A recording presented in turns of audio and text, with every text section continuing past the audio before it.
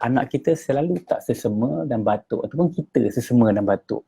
Pergi sekolah aja balik sesema dan batuk. Pergi childcare balik sesema dan batuk. Dah baik batuk sesema balik. Ada tak berlaku? Dan satu benda yang selalu berlaku ialah kita selalu ambil antibiotik. Dia akan menyebabkan otak kedua iaitu usus probiotics yang sangat penting ataupun bakteria baik dalam usus kita, anak-anak kita akan mati. Jadi tuan-tuan dan puan-puan, sekiranya kita ada masalah sesema dan sebagainya, saya ceritakan pada tuan-tuan dan puan-puan, dalam tubuh manusia ada reseptor. Reseptor ni macam mana? Kalau kita kata senang nak faham, macam point, kita nak masukkan soket tu kan, point. So ada point tu, panggil itu nama dia receptors. Kan dia ada GLU reseptor 4 yang gula akan masuk ke situ. Gula akan masuk ke situ dan vitamin C pun akan masuk ke situ.